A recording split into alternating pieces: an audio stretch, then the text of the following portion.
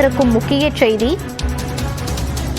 NEET வினாத்தாள் குளறுபடி காரணமாக கருணை மதிப்பெண் வழங்கப்பட்டது கவலை அளிக்கிறது என உச்சநீதிமன்றம் கவலை தெரிவித்துள்ளது. இதுகுறித்த கூடுதல் விவரங்களோடு இணைகிறார் நமது செய்தியாளர் சுசித்ரா. வணக்கம் சுசித்ரா, உச்சநீதிமன்றம் என்ன கருத்து தெரிவித்திருக்கிறது? விவரங்களை பதிவு பண்ணலாம்.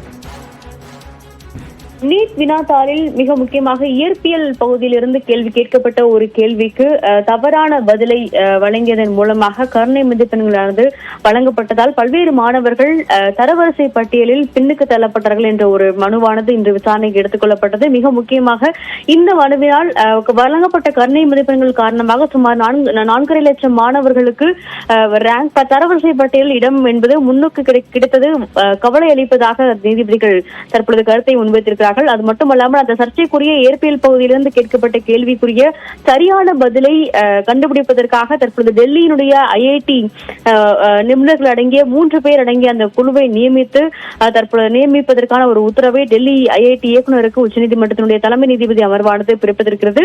இந்த நிபுணர்கள் குழு என்பது இன்று இரவே அந்த சர்ச்சைக்குரிய கேள்விக்கான பதிலை கண்டெடுத்து அதனுடைய அறிக்கையை நாளை பிற்பகல் 12 மணிக்குள் உச்சநீதிமன்றத்தில் தாக்கல் செய்ய வேண்டும் என்ற ஒரு உத்தரவை தற்பொழுது உச்சநீதிமன்றமானது அதிகாரப்பூர்வமாக பிறப்பித்திருக்கிறது. இந்த கருணை மதிப்பெண்கள் வழங்கப்பட்டதன் காரணமாக சுமார் 4 லட்சத்திற்கும் அதிகமான மாணவர்களுக்கான ஒரு கூடுதல் மதிப்பெண்கள் என்பது வழங்கப்பட்டு தேவையற்ற ஒரு குழப்பத்தை NTA ஆனது உருவாக்கியுள்ளது என்ற ஒரு கண்டனத்தையும் தற்பொழுது நீதிபதிகள் NTA விற்கு முன்வைத்துள்ளார்கள்.